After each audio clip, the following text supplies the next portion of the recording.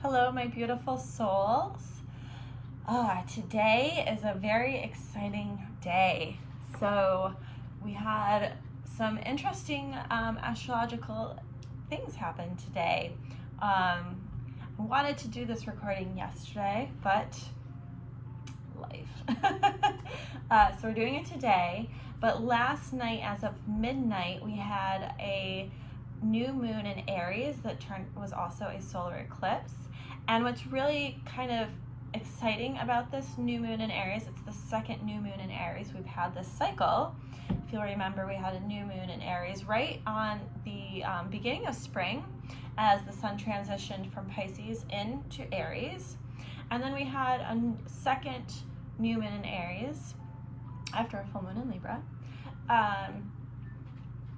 And there was a lot of air energy there, which was really cool, a lot of fire energy. And so today we have a second new moon in Aries with a solar eclipse about 4 hours before the sun and the moon both shifted into Taurus. So really cool to kind of like this whole Aries, and I wish I'd like paid attention to this when I did the first reading, but sometimes we just pay attention to what's right in front of us, and that's okay too, right? So this whole Aries season, there was this whole sense of like how appropriate for Aries, the first sign of the zodiac, to have all this new energy, right? Because the new moon is about creating intentions and building into something new. What kind of action are we going to take? Where are we going to show up for ourselves in a new way? And as we move now into Taurus, which is about becoming stable and creating growth in our lives, how can we see that growth now flourish as we see the sun move into Taurus under the energy of the solar eclipse with the new moon in Aries first. So I did I used the Celtic Cross reading. I'm trying to stay in frame here. A little different setup today. I used the Celtic Cross setup for this event to kind of look at the energies of the new moon as well as the sun moving into Taurus. And, interestingly enough, the Celtic Cross uses 10 cards. And in astrology, we have 10 planets when we include the sun and the moon. So each of the cards today, instead of the Celtic Cross traditional setup, is actually represents each planet, with the sun being the main card and the moon over top of it, not as the obstacle, but what is the representation of that new moon energy as we shift forward. And we got some really interesting cards that I'm really excited about. So this reading today is not just for the new moon, but it's also for as we shift into Taurus season as well. So I was like, let's play, right? There are no hard and fast rules. And so interestingly, we have, for the sun card, we had the Two of Cups reversed, right? So maybe as we're moving from Aries into Taurus, we're feeling a little off balance. Maybe we're not feeling in harmony with what's going on around us, right? This new moon energy, we're not quite clear on our intentions, which the moon, we have the King of Swords, right? So we've got the King of Swords as that like authority, that intellect, that higher learning.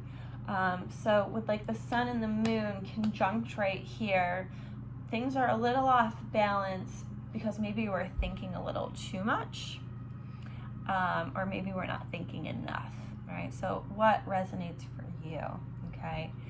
Again, this is a community reading, so there's going to be several different messages that can be implied here, and just take what works for you and leave the rest, right?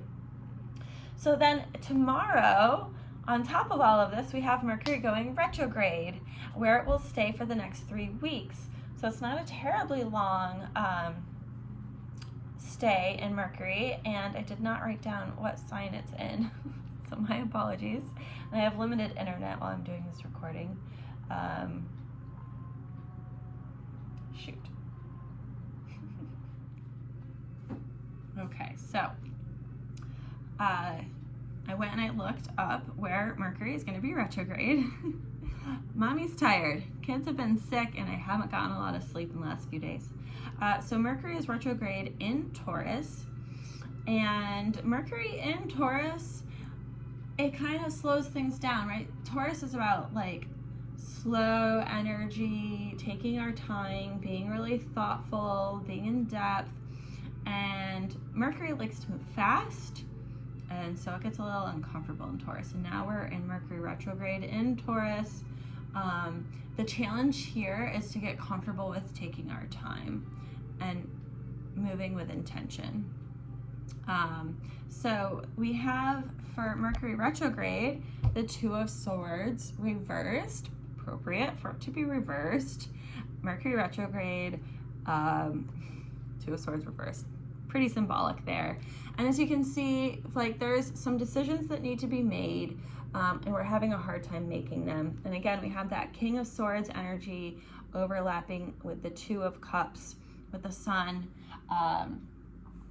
Right, we're a little out of balance. We're having a hard time making decisions. We need to take our time making decisions. And Venus is in Gemini right now, and we have the Ten of Cups reversed for Venus. And the Ten of Cups is about like getting everything and working, or like having that culmination of that emotional cycle, like a huge accomplishment, fulfillment, satisfaction, but it's reversed. And so, you know, maybe we're not exactly in love with how things are working out for us, right? Venus represents our relationships. Maybe relationships are like, with it being reversed, like maybe there's some stagnant energy in our relationships. So like we had that full moon in Libra a couple weeks ago, which was about like letting go of relationships that don't work anymore.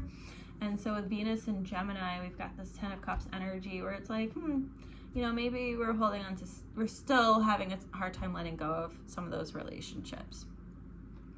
And then we've got Jupiter is in Aries, and Jupiter hanging out. We've got the Seven of Wands fighting off. So like Jupiter is all about expansion and opportunity and optimism, and with Aries there's like that fresh new energy coming at us, and sometimes our optimism can be like met with opposition, right? People around us, sometimes our optimism can make people uncomfortable because, you know, they're happy where they are. And we have this Mars energy in Cancer. Mars doesn't like to be in Cancer. Mars doesn't like to be touchy-feely. It wants to go, like Mars wants action, challenge. It's masculine energy, and Cancer is very feminine energy. And we have the Death card here.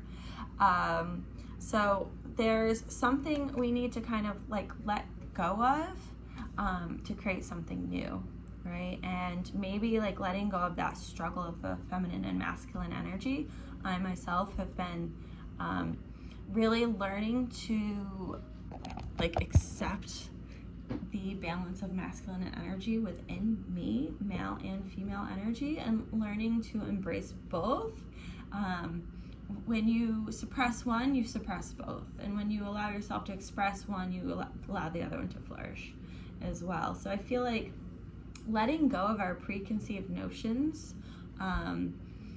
around what it means to show up in feminine or masculine form, and allow ourselves to take action from a place of authenticity, right? So then we have Saturn represented by the Two of Pentacles reversed. Saturn is in Pisces.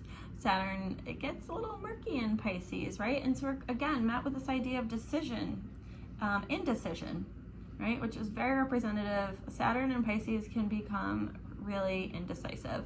Saturn's about like taking action, being firm, but when we're in like that ether of Pisces, it's like, okay, which way do we go, George, right? And we've got this Two of Swords and Mercury over, with Mercury retrograde in Taurus here. mucking up our communication, we're not getting clear. So we really want to like take our time to kind of look at where we, Mercury retrograde is all about letting things that have been ignored, letting them catch up to us. All right, it's not necessarily about delays, it's about like what needs to come back, what needs to be focused on. And then we have Uranus, our planet of revolution and new ideas. And we have the Queen of Wands. And Queen of Wands, losing my voice here. It's been a long day. The Queen of Wands is about like innovation and magic and charisma and making things happen. So great energy here. There's a lot of supportive energy with Uranus and Taurus supporting the sun and the new moon shifting, right? Like, but then we have the Queen of Swords for Neptune. Queen of Swords reversed, and Neptune is also in Pisces. It's home sign. So again, like a lot of fuzzy thinking, right? We're kind of getting lost in idealism, which is a great, which explains the Ten of Cups reversed in for Venus in Gemini. There's a lot of idealism here. We are kind of like letting go of logic for the sake of tuning into the intuition, right? And then we have Pluto. Pluto is in Aquarius. It just transitioned. It's a huge, huge change. Pluto is also going to be turning retrograde May 1st. So that's so it's in Aquarius, right? It just transitioned to Aquarius. Now it's gonna go retrograde back in Capricorn. And right now we have the energy of the sun, which is all about like, I love the sun, right? We see this happy little baby on a horse, right? Like tuning into like our true heart's desires, what makes us happy, what makes us tick. And with Pluto and Aquarius, it's like revolutionary ideas around community and how we can serve each other. But if we're going back in Capricorn and retrograde, it's like, okay, let's re-examine the lessons of Capricorn. What have we worked towards? What do we need to be more aware of to create that new vision for Pluto and Aquarius for this new generation that's coming upon us? And the sun is telling us like we need to honor ourselves, our true nature, in order, like when we, I just had this conversation with a client. When we value ourselves and we stand in our value, the people around us either meet us at that value or they show themselves the door. So when we stand true to who we are and our personal power, it encourages everybody around us to do the same. And Pluto moving into Aquarius, but then back to Capricorn, retrograde, and back into Aquarius, like by kind of encapsulates that energy of like staying true to yourself, taking what you've learned to stay true to yourself, spurs, creates, it inspires people around us to do the same so that we can all evolve together. So yeah, this lot of great energy happening here. Like we got some muckiness, we got Mercury going retrograde, we got some indecisiveness, but if we can, tune in to our inner truth, we don't need by tuning into our inner truth, we allow what needs to happen for us to really come through. And Taurus is all about building, right? Creating that home base, that security. So we can become more secure in ourselves when we can like lean in and tune in a little bit more. And and maybe let the decisions work themselves out for us. We don't have to like decide right now. We can let the universe help us make the decision by letting things fall away as they need to when we stand our own value first, and everything else will show up as it needs to. So pretty powerful. Yeah, if you liked this reading, please like or subscribe or drop a comment. The clock of the bird chirps startled me. Please feel free to reach out if you'd like your own reading or if you need some support in your life. I am here for you. I hope this message finds whoever needs to hear it most today. It is my intention to create that ripple effect of healing worldwide, and thank you for joining me in that. Namaste.